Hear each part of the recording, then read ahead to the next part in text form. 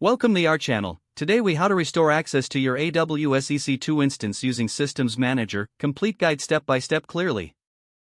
First, ensure that your AWS account has the necessary permissions to use Systems Manager. Log into the AWS Management Console.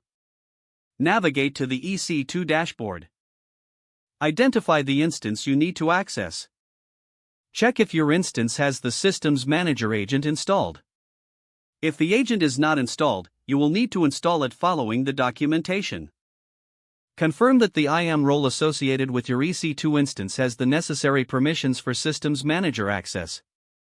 The policy Amazon SSM Managed Instance Core should be attached to your instance's IAM role. Ensure that the instance has internet access, either through a public IP or a NAT gateway.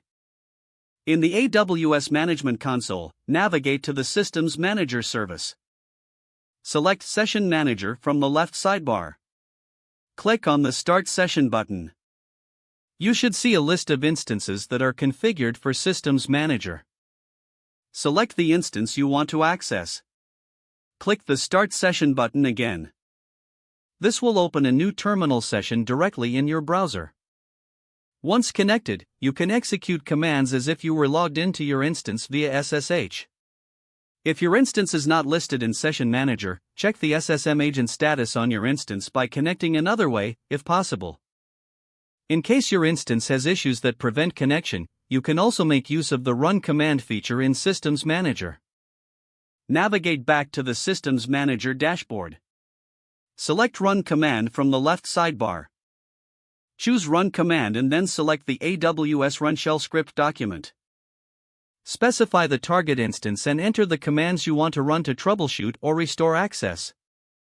Review and execute the command. Monitor the command's output within the Systems Manager console to verify successful execution.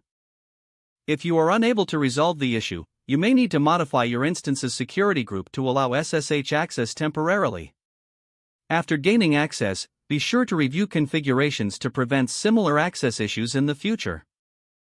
Finally, remember to remove any temporary permissions or security changes made during this process to maintain your instance's security. Don't forget to like this video and subscribe to our channel for more step-by-step tech guides.